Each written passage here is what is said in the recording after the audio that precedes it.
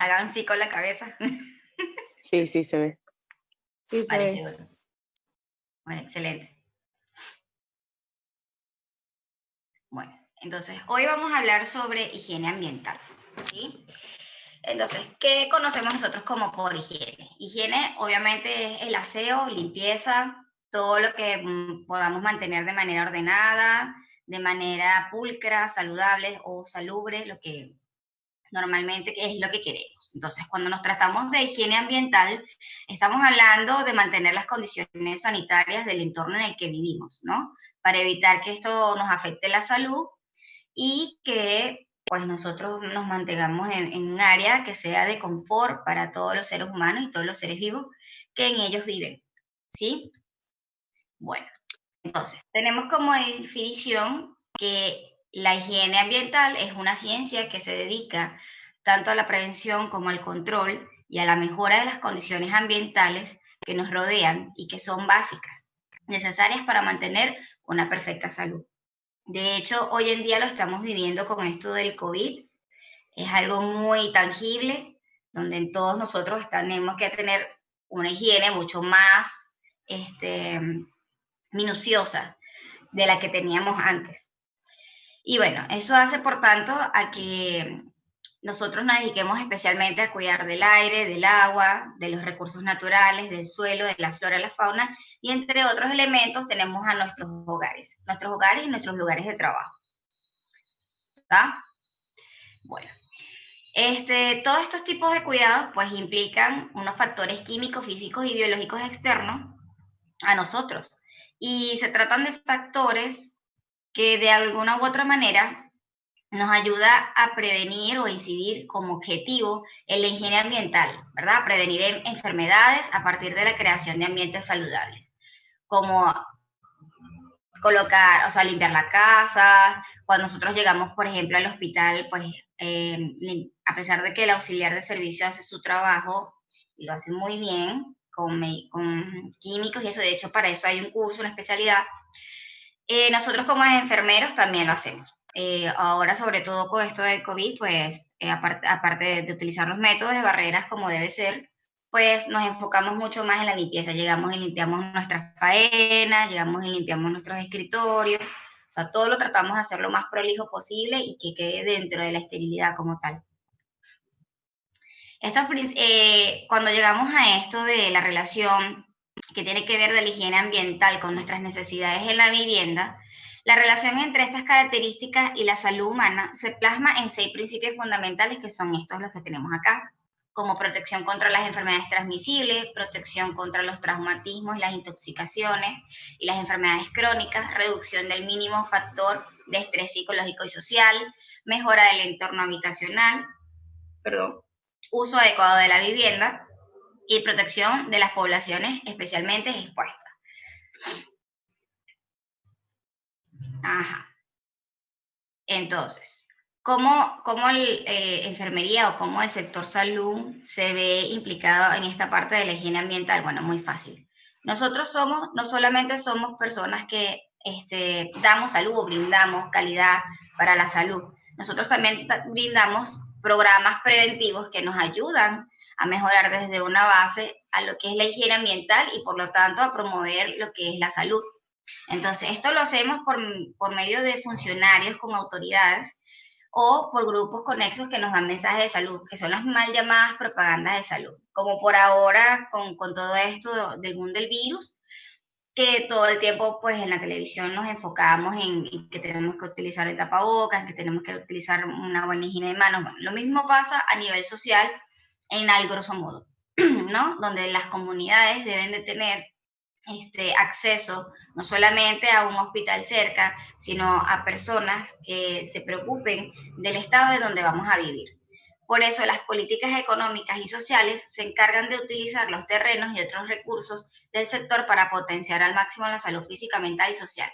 Eso es como cuando las personas crean canchas para jugar, o realizan parques o actividades, o cuando nosotros, por ejemplo, vamos con los esquemas de vacunación, no sé si acá lo hacen, pero, por ejemplo, en Venezuela, las enfermeras comunitarias, que se llaman así, son enfermeras encargadas obviamente a la comunidad, valga la redundancia, a dar charlas, a vacunar, a todo eso y a ver cómo está la situación vivienda, porque de alguna u otra manera hacemos que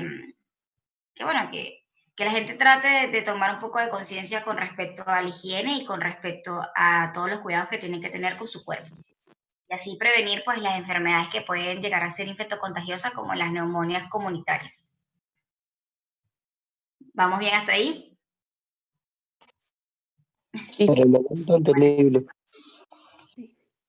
Bueno, entonces, cuando hablamos de eso, vemos que pues las viviendas adecuadas deben de proteger pues contra la exposición y agentes o vectores contaminantes y así brindarnos protección. Para eso hay una acción intersectorial para la planificación y el desarrollo. ¿Sí? Y en el trabajo de salud pública está caracterizado históricamente por centrarse la atención en los problemas de salud poblacional, tanto diferentes sectores socioeconómicos como administrativos y las diferentes culturas y valores que nos hacen la organización como tal y nos estratifican como sociedad. Según la OMS, una intersectoralización viene siendo un proceso mediante el cual los objetivos, las estrategias y las actividades y recursos de cada sector tienen en cuenta su implicación en el impacto de los objetivos, estrategias y actividades de recursos. Eso quiere decir que nosotros nos programamos para ayudar al ser humano o para ayudar a nuestra comunidad a que mantengamos esa higiene no solamente dentro de nuestro cuerpo, sino también a nivel habitacional y comunitario. Para eso tenemos las siguientes. La planificación y la gestión de desarrollo, que son los planes de salud que normalmente nosotros hacemos, el urbanismo y ordenamiento del suelo, que son como evaluaciones que se realizan de los lugares donde se están haciendo las viviendas, la legislación y las normas en materia de vivienda y su aplicación, esto ya es parte gubernamental o del Ministerio de Salud y de Vivienda, que se encargan de cumplir con ese tipo de normas y las leyes. Al diseño y construcción de la vivienda, recordemos que hay ciertos materiales con que a veces se construyen las viviendas que no son los idóneos para vivir, porque traen enfermedades como las láminas de zinc, el abesto, que de hecho trae componentes cancerígenos y a la larga pues traen este tipo de enfermedades que nos complican la vida. La supervisión y vigilancia de la situación es cuando nosotros hacemos el seguimiento de todas las personas que están enfermas dentro de la comunidad o de las que se pueden prevenir. El suministro de servicios comunitarios es muy importante que tengamos los servicios básicos, que es luz, agua, comunicación, transporte. Es muy importante porque eso nos ayuda a solventar muchas cosas. La educación para una vivienda salubre, lastimosamente, esto debería de venir en casa, pero a veces la cultura o la forma en la que viven las personas pues no tienen una adecuada educación para mantener una casa en buen estado. Eso también lo debemos atacar nosotros. Y educación pública y profesional que promueva la construcción y el uso de viviendas de manera que fortalezca la salud. Es como un conjunto de todas las que hablamos anteriormente para poder llegar a ese fin. Requisitos sanitarios mínimos que debe de reunir una vivienda. Bueno, como todos sabemos, las viviendas tienen que tener características específicas para que sean idóneas para el vivir del ser humano. Sea de donde sea o depende de donde viva, eso obviamente se va a modificar, sea por el clima, sea por el sector donde vive, sea porque se les queda el transporte muy lejos, sea porque se hace calor o no. Entonces, debe estar ubicada en un territorio donde los vectores puedan ser controlados, el peligro de desastre minimizado y verificar la ausencia de sustancias tóxicas. Eso quiere decir que que las viviendas deberían de ser construidas lejos de fábricas, lejos de los basureros, de donde tiran desechos tóxicos las empresas o las fábricas. No puede tener ríos cerca porque si hay un desastre natural o por por la contaminación, los mosquitos, etc. Su estructura debe ser segura, amplia y facilitadora, brindando privacidad y comunicación sensorial con el entorno cuando el usuario lo demande. Bueno, esto a veces no aplica porque con la situación social que vivimos ahora, pues casi ninguna vivienda, ningún sector es seguro, pero bueno, la idea es esa, que en realidad tengamos seguridad y que podamos tener comunicación con el exterior. Eso quiere decir que, bueno, que tenga que tener un transporte cerca para podernos movilizar. 3. Los materiales, el mobiliario y el equipamiento del diseño constructivo no debe comportarse con factores de riesgo por producción o transmisión de tóxicos ambientales. Bueno, como les venía diciendo hace ratito, hay ciertos materiales con los que no se pueden trabajar, ¿verdad? Una vivienda, como por ejemplo el abesto, o no sé, barro, algunas matas con que la gente hace las cosas, el zinc, la madera o desechos, porque bueno, son agentes contaminantes que a la larga pues no van a traer complicaciones a nivel de salud. La cuarta sería, de acuerdo a las normas culturales y sociales y de acuerdo con las necesidades sanitarias, deben estar provistas de subdivisiones o espacios necesarios para garantizar los espacios funcionales elementales debidamente separados como dormitorios y suficientes en número. Bueno, esto a veces tampoco es lo ideal, porque como sabemos, hay familias numerosas que lastimosamente no tienen los recursos para vivir en un lugar donde las condiciones sean las idóneas, y se crean estos tipos de hacinamientos, que son familias numerosas que viven todos en un mismo lugar. Todos duermen en el mismo lugar, todos comparten el mismo baño, hay algunos que no tienen el mismo baño, sino que tienen pozos sépticos o sanitarios. Entonces, de verdad que es bastante complicado, y ahí es donde la parte de la salud o el personal de salud se debe dedicar. Bueno, como quinto debemos contar con un abastecimiento adecuado de agua de consumo seguro y así como medios de vertimiento sanitario. Bueno, esto hablamos de los acueductos, ¿verdad? Que lo ideal es que todas las viviendas tengan acceso a las aguas limpias, ¿verdad? Y bueno, y que de alguna u otra manera, de manera segura, pues los desechos como las heces, las orinas o cualquier otro desecho tengan sus vertimientos adecuados. Bueno, como sexto, tenemos contar con posibilidades de almacenamiento de insumos alimentarios, cocción, manipulación higiénica y disposición apropiada para todos los residuos. Caemos en lo mismo, pero en esta parte nosotros somos los protagonistas, ya que nosotros de alguna u otra manera deberíamos siempre mantener la higiene en todo momento, sobre todo sobre todo al cocinar o al manipular los alimentos, más si tenemos niños en casa. 7. Instalaciones adecuadas para la higiene personal y doméstica. Bueno, sería lo ideal que todas las comunidades contáramos con espacios especiales para este tipo de actividad que son propias del ser humano, pero bueno, a veces no contamos y ahí es donde el personal de salud o la salud pública debería de encargarse de solucionar junto con la gubernamentación de todo eso. 8. Debe contar con adecuado aislamiento térmico y ventilación. Las casas que son totalmente encerradas en realidad son malas para la salud. ¿Por qué? Porque por lo menos acá que hace demasiado frío, tampoco podemos vivir encerrados, porque eso nos complica el oxígeno, o sea, consumimos mucho dióxido de carbono y eso hace que disminuya obviamente las partículas de oxígeno dentro de nuestro cuerpo, fabricando así más inmunodepresión, porque hay muerte celular, y por lo tanto vamos a tomar más virus de lo que normalmente lo hacemos. Entonces es ideal que todas las casas tengan ventilación, que entre luz natural y que, bueno, que tengamos acceso a aislamientos térmicos, sea ya por el frío o sea tanto por el calor. 9.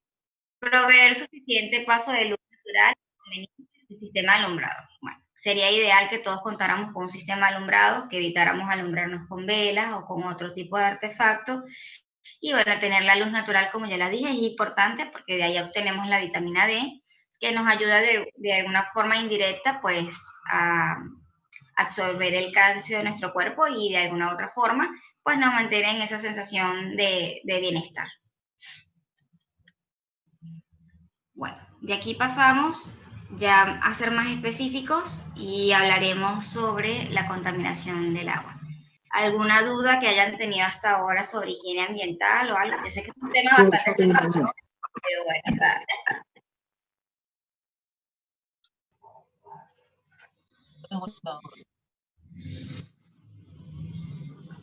Esto de igual manera, mira, y hacerlo un poco más dinámico es imposible, son temas demasiado banales o así, básicos, La parte anterior, profe. en los cuales no se puede profundizar mucho. Pero bueno, ahí vamos. Yo programé 3 reuniones más, porque como son 30 minutos, sino 40 minutos, y bueno, a las 9 tenemos la otra reunión, y así sucesivamente.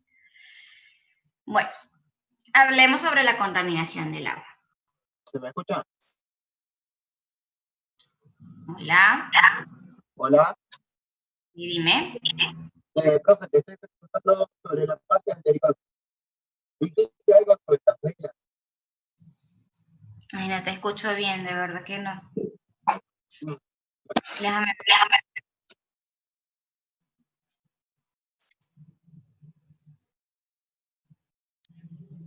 Parece que el celular de Cristian, porque yo no lo escucho bien tampoco. Ah, entonces no sé, debe ser el celular, porque todas me escuchan aparte de ustedes. Yo escucho. Yo lo Sí. escucho bien, Se profe. escucha Al bien, profe. compañero es que se escucha entrecortado. Escribí, Entonces Cristian. estas son conexiones a internet.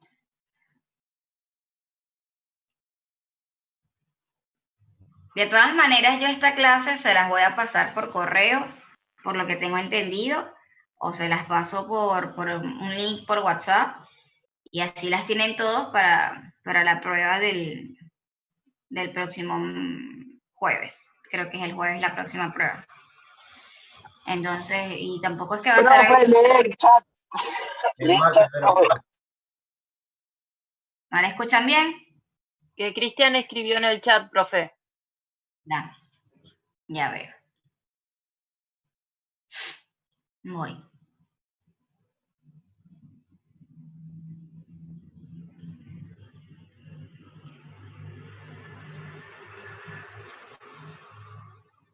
¿Se corta a las 9 y a qué hora ingresamos de vuelta? Bueno, debería de cortarse a las 9, pero ya son las 9 y no se ha cortado. Creo que como lo hice así recurrente, pues se mantiene en una misma línea. Debería de ser los cortes de 9, 9 y media, así.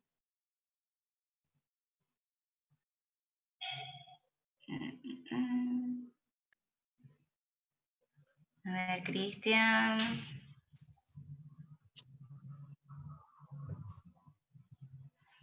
A ver, puede ser Michelle, preguntaba en qué parte anterior hablaste de velas y eso no entendí. Bueno, Cristian, no sé si me estás escuchando ahora, pero, o sea, lo que hablé fue sobre el alumbrado de las viviendas, que tratemos de que las viviendas tengan una buena iluminación y que tratemos de evitar el uso de las velas y el uso de cualquier otro tipo de elementos que no sea idóneo para adquirir luz. Y bueno, y que las viviendas tienen que tener un espacio bastante amplio.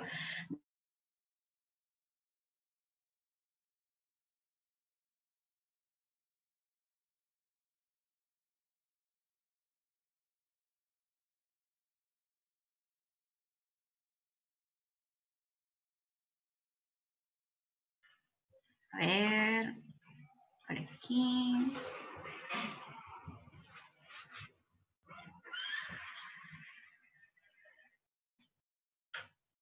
Seguimos compartiendo la pantalla. Compartir. Bien.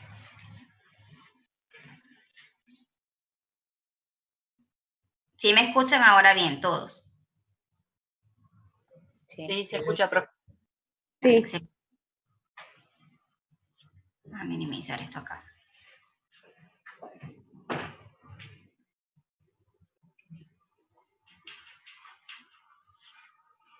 Bueno, como le estabas hablando, entonces vamos a hablar sobre la contaminación del agua. Como todos sabemos, el agua es vida y constituye más del 70% de nuestro cuerpo, y a nivel del planeta es en un 90%. Aquí dice que el agua constituye del 50 al 90% de las masas de los organismos vivos, sea de cual tipo sea el organismo, todo eso. Entonces, la sangre y la savia, que transportan nutrientes y desechos, contienen gran cantidad de agua. El agua también participa en la hidrólisis de las proteínas y los carbohidratos, y gran parte del oxígeno de la atmósfera es producido por el fitoplancton a través de la fotosíntesis. Todo eso lo sabemos. Es algo muy, muy redundante, pero bueno, hay que saberlo bien.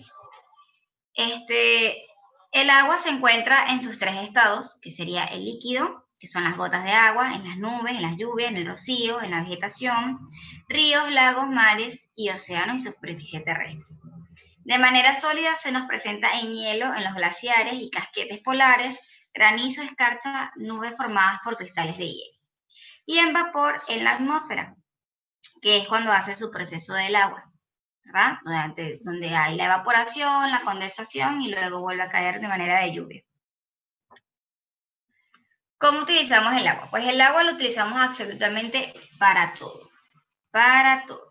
Desde la ingestión de la misma, que lo ideal sería de 2 litros por día, como para nuestra higiene personal, para la higiene del ambiente, para la elaboración de alimentos y para la recreación y el riego de las plantas o de los cultivos.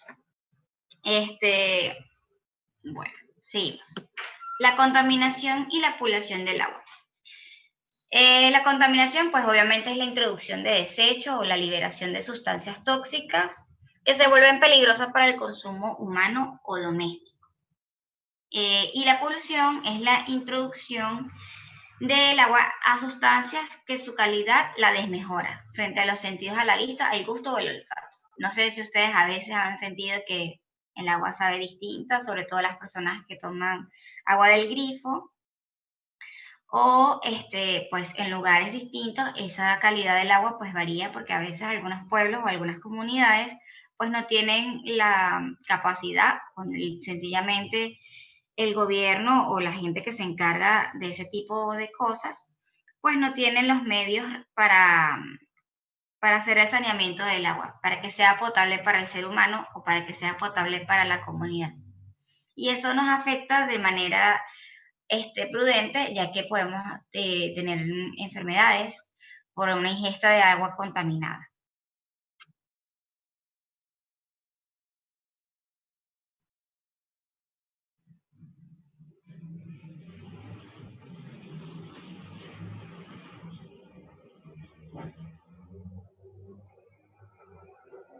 A ver. Los tipos de contaminación. Bueno, los tipos de contaminación pueden ser físicos, que son los sólidos, como todos lo sabemos. Y su clasificación es de difícil degradación, que son los restos de alimentos o desechos animales. La degradación lenta, que son huesos, papel, trapos, etc. Y que no se degradan, como el vidrio y la mayoría de los plásticos. Que de hecho eso es un problema ambiental muy grande, porque mucha fauna y corales a nivel del mar pues se han dañado, han muerto, y eso pues nos causa un gran impacto ambiental. También el ser humano se ha visto afectado por la ingesta de líquidos ya contaminados, y eso obviamente nos afecta la salud. Los tipos de contaminación química son los que se producen en el ambiente. Provienen y producidas por sustancias o compuestos químicos que por su toxicidad desequilibran el funcionamiento natural de los seres vivos que habitan en ese medio, como las descargas domésticas, las descargas agrícolas, las descargas industriales y la erosión del suelo. Esto hablamos con nosotros normalmente, pues cuando las personas hacen las vías sanitarias para el descarte de desechos en las casas, normalmente siempre terminan en algún río o terminan en el mar, y eso de alguna u otra forma depende de los químicos, obviamente de los desechos humanos, pues contaminamos el agua y esa misma agua es la que hace el ciclo y la que volvemos a consumir. Entonces es muy importante tratar de mantener nuestra casa con algún filtro o hacerle el tratamiento adecuado al agua antes de consumirla y antes de preparar los alimentos con ella. Los tipos de contaminación. Los tipos de contaminación son muchos.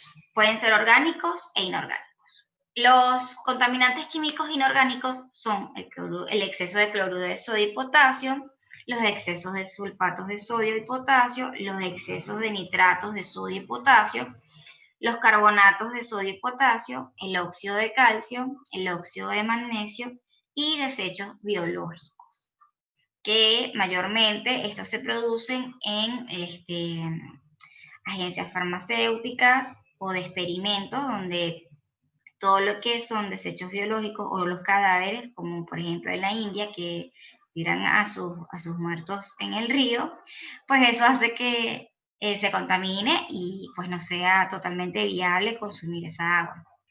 Los alimentos contaminantes químicos orgánicos son de los desechos humanos y animales, productos de origen industrial como los aceites, las grasas, el alquitrán, el petróleo, todos los derrames de petróleo que se realizan en el océano por las embarcaciones y todas las empresas que tienen sus tiraderos de desechos que terminan en el mar o en los ríos, y productos sintéticos como las pinturas, los pesticidas, etc. Yo creo que nos vamos a quedar cortos con las presentaciones y con el tiempo, porque en realidad ya casi voy a terminar y apenas son las 9:11. Yo creo que voy a hablar con Ricardo después, porque obviamente esta es la primera clase, así que lo más probable es que hoy veamos una sola hora nada más. Y para la semana que viene, pues obviamente trataré de extenderme un poquito más, aunque de esto no hay mucho de qué hablar, pero lo haremos así, porque hay que cumplir las 2 horas de clase. En fin, bueno, ahí tienen unas imágenes de cómo está nuestro planeta hoy en día, con todo lo de la contaminación ambiental. Y bueno, tratemos de nosotros poner nuestro grano de arena para que esto no siga sucediendo. De alguna u otra forma esto nos afecta. A la larga, como ya sabemos, tenemos calentamiento global y eso también nos ayuda por la contaminación y la capa de ozono, así que tratemos de ser lo más conservadores posible. Si tienen alguna duda o algo, me pueden decir. Y bueno, nada. Yo creo que hoy vamos a terminar muy temprano. Extremadamente temprano. Así que bueno. Hola, ahora se me escucha. Hola, sí, te escucho. Bueno. ¿Y qué? ¿Solamente hay una hora? Tipo, ¿no puedes seguir otra hora más? ¿O no tenés permitido? No, lo que pasa es que se supone que el tema debería de durar 2 horas, ¿no? Pero obviamente es demasiado corto y con respecto a mi higiene ambiental, pues no hay mucho más que decir. O sea, ya está todo sobrevalorado. O sea, todo lo hemos dicho, todos sabemos sobre eso. Y es una introducción como para que ustedes tengan idea de la función que tiene que tener la salud pública con respecto al ambiente. Profe, ¿el material lo va a subir a la plataforma o lo va a mandar al correo de cada uno o a uno solo y que lo publiquemos en el grupo? No, bueno, Ricardo me dijo a mí que, bueno, aparte que me iban a agregar al grupo, pues que bueno, que él los iba a enviar por correo. O sea, yo le tengo que mandar el tema a él para que él se lo haga llegar a ustedes, o sencillamente Sí. pues él me manda a mí el correo de ustedes y yo se lo envío. O sea, Bueno, de que profe. le va a llegar. De todas Bueno, maneras, no sé si la profesora Mariela quiere que lo suba a la plataforma, si ella también tiene el contenido de lo que hemos dado durante todo este tiempo. profe, vos a estar en el grupo de WhatsApp. Sí, me dijeron que me iban a agregar al grupo de WhatsApp. Está. Que hagan lo que quieran con el material. Cuando vos estés en el grupo de WhatsApp, si podés, arrastrás la carpetita de la clase de hoy hasta el grupo y ya lo mandás para nosotros. Es más fácil para todos, ya que lo abrimos directamente con aplicaciones y es más fácil. Si no, es un huevo estar entrando en correo, buscar y todo eso. Y Yo decía sí, porque es más fácil y más rápido, digo. no, Para no, a todos. mí también me parece súper más fácil y más rápido, pero bueno, también yo dependo de otras personas y de Claro, cómo ellos se manejan, ¿no? Entonces yo puedo tener ideas y plantearlas y decirles, mira, yo se los mando por ahí, así todo el mundo lo tiene. Pero si sencillamente a ellos no les parece, pues así no va a ser. claro. Capaz y les conviene que también, aparte de que se los mande por ahí, que también lo podemos hacer así, para que todos tengan acceso directo al documento, es que ellos también lo publiquen en su plataforma, para que los tengan ellos como aval de que la clase se dio y cuál es el contenido que la misma lleva. Sí, igual lo que tiene WhatsApp es que la pérdida de documentos no se sufre. O sea, el documento sigue estando, por eso.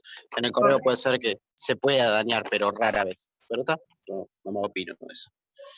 Y sí, es así. Después de esta clase, ¿cuándo es la segunda clase? Pues bueno, ustedes me dijeron que ustedes tenían clases los lunes, los martes y los jueves. Entonces vamos a hacer igual, vamos a mantener el mismo horario, o sea, puede ser que en algún momento de la vida, y es por mi trabajo, que cambiemos el día, pero yo les avisaría con tiempo porque obviamente es el horario de todos y es la disponibilidad de todos.